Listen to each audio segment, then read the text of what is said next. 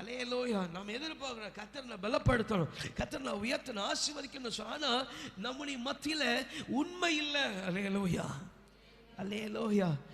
ஏன் உண்மை இல்லை? கர்த்தருடைய திட்டம் இல்லை. கர்த்தருடைய திட்டம் இல்லாதனால சமாதானம் இல்லை.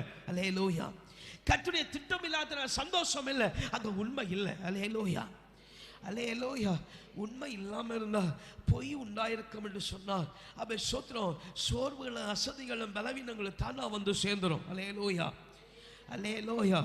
அதிகமாக குறிப்பிட்டது உண்டு. ஆமாம் சோத்திரம், பலவீனம் வந்துச்சா கர்த்தர் உன் கூட இருக்கிறனா அந்த பலவீனம் உனக்கு பொருட்டாக இருக்காது. அல்லேலூயா. உன்னை நடத்துகிற ஆண்டவர் உனக்கு முன் சென்று நடத்துகிறத நீ பார்க்க முடியும். அல்லேலூயா அல்லேலூயா. சோர்வு வாழ்க்கையில் வருதா?